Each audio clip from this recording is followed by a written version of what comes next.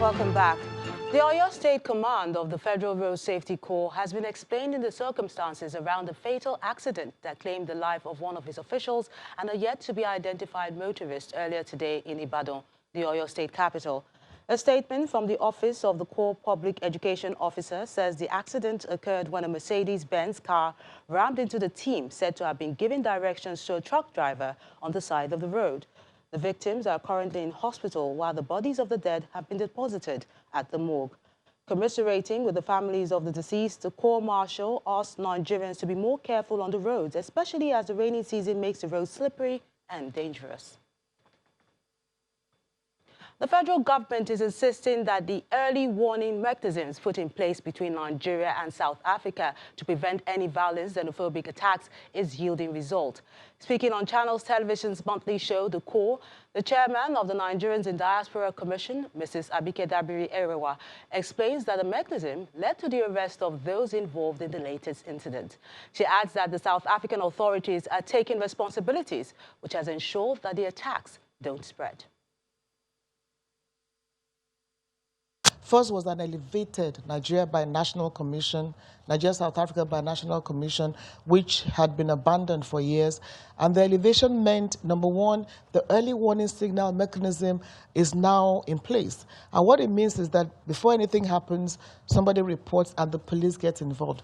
Before, one of the problems was that the South African police looks away. And that's why we had the Minister of Police Affairs on that delegation. So I'm telling you that South Africa police and government have realized that they have to take that responsibility. Now, the attack that happened, not too long ago, October. Immediately there was a response by the police, and immediately an action was taken. Immediately the early warning signal mechanism was put in place. So the discussion was robust, it was deep, and the key thing is Nigerians in South Africa, in fact, Africans in South Africa must be protected. Now, this particular case, the police stepped immediately, and an arrest was made, and no death was recorded. Staying with Nigerians in diaspora, the former central bank governor, Professor Charles Soludo, is calling for better synergy between Nigerians over there and the Nigerian government to properly harness their potentials. Delivering the keynote address at the Nigeria Diaspora Investment Summit, Professor Soludo asked the government to create a conducive environment for investment into the country. The goodwill message from the Corporate Affairs Commission. It's the second Nigeria in Diaspora Investment Summit with the theme Leveraging Diaspora Resources for Economic Growth, a growth which the chairman of the Nigeria in Diaspora Commission and the chairman of the occasion say can only be achieved if challenges faced by Nigerians in diaspora are addressed. The Nigerian in the diaspora, as you know, remitted $26 billion according to the World Bank in 2018, which grew from $23 billion according to the World Bank in the year before. Although CBN says they can only acknowledge $2.6 billion, we have to know why the discrepancy is part of what we're going to talk about here today. But the most important thing is the Nigerian diaspora is doing great things all over the world. And you also deserve to vote. Diaspora returnees of various countries have generated significant economic growth of their nations. India diaspora returnees created ICT revolution in India, which led to huge economic and technology boom. China diaspora returnees, huge Chinese economic and technology boom. As a matter of fact, one of the biggest companies in telephonic technology is a returnee organization. Nigerians in diaspora are also urged to join the war against corruption. The Nigerian in diaspora can give us useful information. Please help us with information. If there is something you cannot do, we have the power to do it. So give us necessary information. Even if it's outside the country, there is a way we can reach out. Delivering his keynote address, the former governor of the central bank spells out what is needed to leverage diaspora resources. The diaspora is not just some group of people somewhere we are pleading to come to Nigeria and do us a favor, quote unquote. My view is that the diaspora population constitutes the other Nigeria, and therefore the development of Nigeria is not a choice, it is a duty. Harnessing the potential of Nigerians in diaspora will play a huge role in developing what Professor Soludo describes as the other Nigeria. And is here now to give us the latest in the world of business.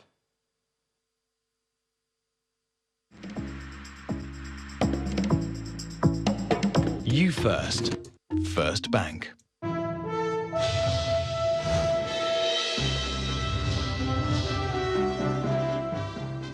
Thank you, Melinda, and welcome to Business News Tonight. The Senate has passed through second reading President Muhammadu Buhari's finance bill, which proposes to increase the rate of value-added tax from 5 to 7.5%.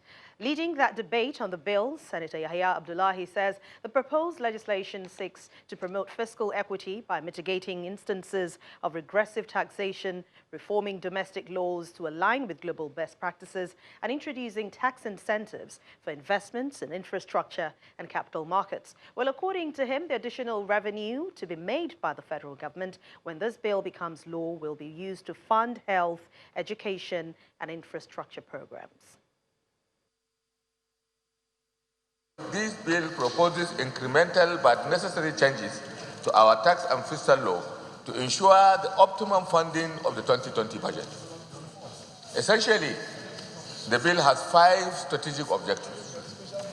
The first one is to promote fiscal equity by mitigating instances of regressive taxation. The second one is to reform domestic tax laws to align with global best practices. The third objective is to introduce tax incentives for investment in infrastructure and capital markets. The fourth objective is to support small businesses in line with the ongoing ease of doing business reform. And the fifth objective is to raise revenues for government by various fiscal measures, including proposal to increase the rate of value-added tax from 5% to 7.5%. NSA-listed paints and coatings company, CAP, has a new board that's determined to change the direction of the building materials manufacturer. While on a courtesy call to the stock exchange today, the directors explained their strategic investment plan in technology, a development that is expected to boost the company's volume and its revenue. Chemical and Allied Products is a household name in the coatings subsector and has been listed on the Nigerian Stock Exchange for about 3 decades. Having seen some restructuring processes that butted a new board of directors, duty calls when the time is ripe to pay this courtesy visit to the NSE.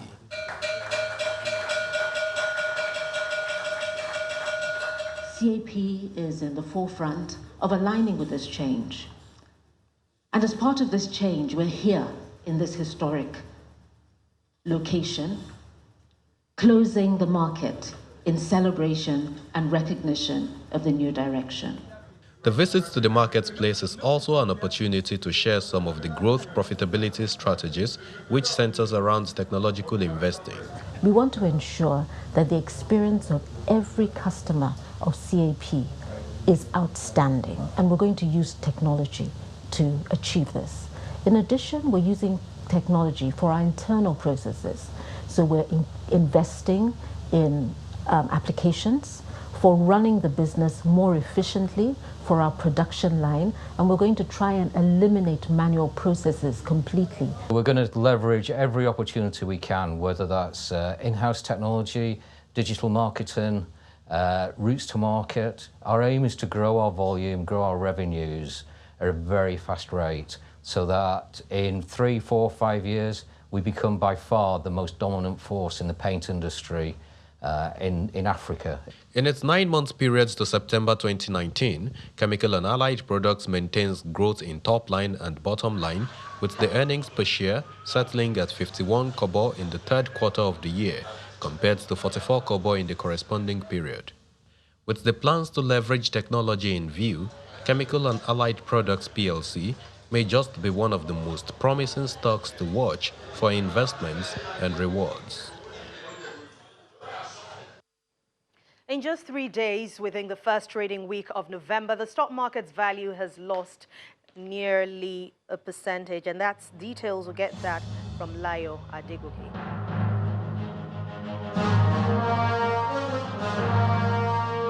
Hello and welcome to the Stock Market Report. The negative sentiment seen at the local bourse on Tuesday spilled into midweek trading as profit-taking on the shares of MTN Nigeria, Dangote Cement and industrial breweries dragged the overall index lower by 58 basis points. 4 out of the 5 major sectors we track closed the day negative, with consumer goods shedding the most by 0.50%. Industrial goods lost 0.45%, while the banking index recorded its first loss this week by 0.05%. Like in previous sessions, Tier 1 banks were higher on the list of top trades, with the shares of UBA recording the highest volume, while Zenith Bank was higher by Naira value. Wednesday's session saw a total of 232.21 million shares, worth 3.12 billion Naira, change hands in over 3,100 transactions. Cornerstone Insurance is top on the gainers list, while Presco PLC fell the most. That's the Stock Market Report. I'm Layo Adegoke. Thank you, Laya. Meanwhile, on the global scene, it's slightly mixed performance for some of the world's leading stock markets following investors' renewed concern over latest trade development between the United States and China, as well as latest corporate earnings report. Let's see the figures for today.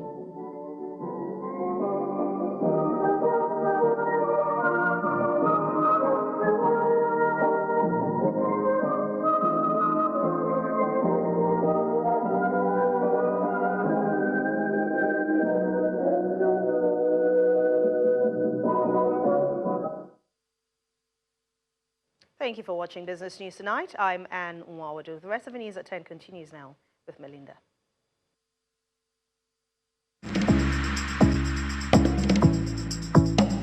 You First. First Bank. Many thanks, Anne.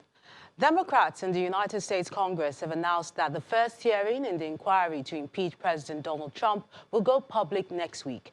Several State Department officials are expected to testify in the hearing, which will be televised. It had previously been held behind closed doors. Here's Simon Pusey with more international stories in Around the World in 5.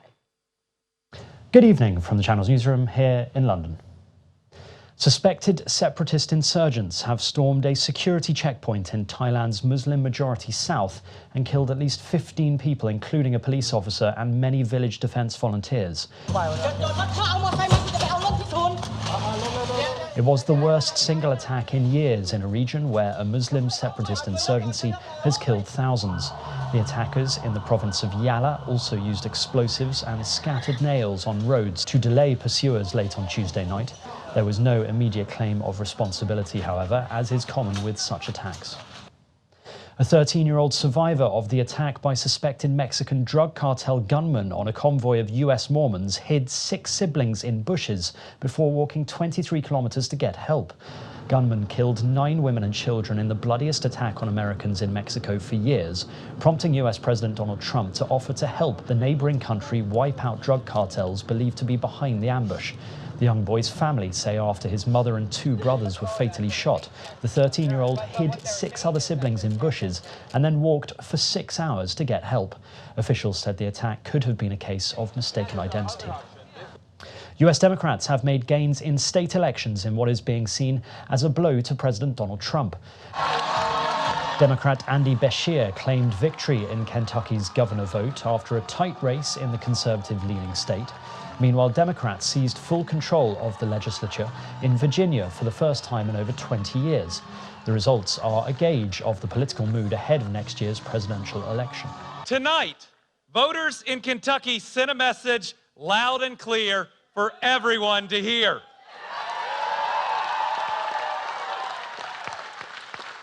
It's a message that says our elections don't have to be about right versus left.